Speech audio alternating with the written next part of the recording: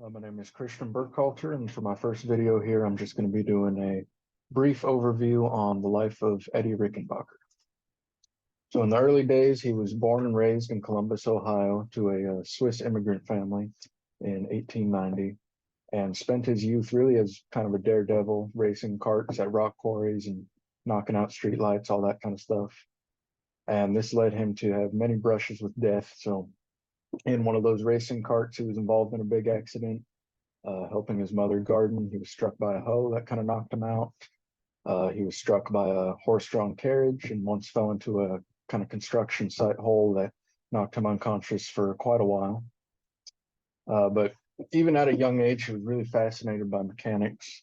So any trains, automobiles, anything like that really caught his attention. And even though it was kind of the early days of flight, even that kind of caught his eye, and he once tried to create a glider and jumped off of his barn that immediately failed, and once again almost led to his death.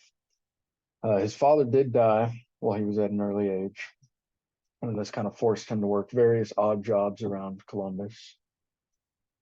But in 1906, after he took on work with an auto company, he was kind of introduced to the world of racing. So his first taste of it was in 1906, riding along as Freyr's mechanic. And then pretty much from then on to 1916, he had a very successful racing career, kind of made a name for himself, won a lot of prize money, and just kind of became a household name. And then in Riverside, California, he took his first ride in an airplane, and that kind of sealed his fate and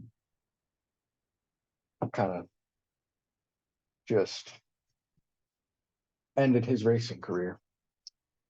Then World War I comes around in 1917, and Rickenbacker ends up sailing to France as a U.S. sergeant, kind of wanting to be one of the first in the fight.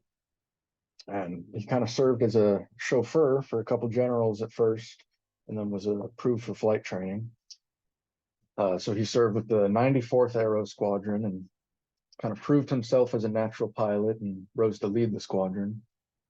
And over the course of the war, he confirmed 26 victories and became really the top ace of World War I. And once in 1918, while on patrol alone throughout France, he came across 7 enemy fighters, and despite being completely alone, decided to just attack them head on and ended up shooting down 2 of them.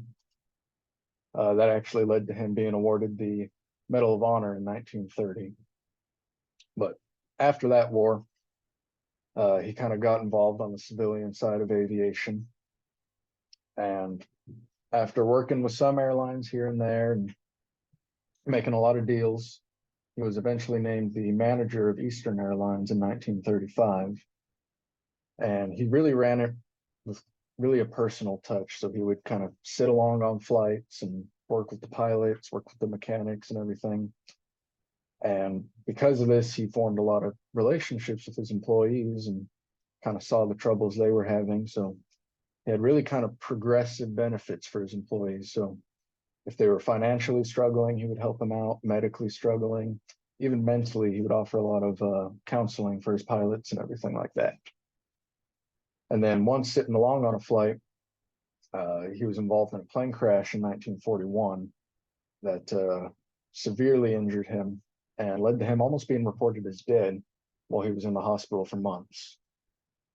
Then when World War II comes around after Pearl Harbor, he was actually approached by General Hap Arnold about a job that they couldn't talk about over the phone or anything. So he had to fly down and meet him, and was basically assigned to visit a bunch of air bases and kind of see the problems they were having and inspire the next generation of pilots, right? And then on a flight to Australia during all of this in a B-17, they overshot the island they were supposed to land at and ended up having to ditch in the Pacific after running out of fuel. So he survived for 24 days at sea before being rescued. And even after that, he was employed as an unofficial emissary to Russia in order to kind of spy on the Soviet Union for us. And after the war, he kind of returned to the civilian side of everything, continued to run Eastern Airlines. And he actually toured the country a lot with his wife, kind of just promoting a lot of conservative American values and everything. And eventually just died in 1973, passed away in, I believe it was Switzerland. And there's my references.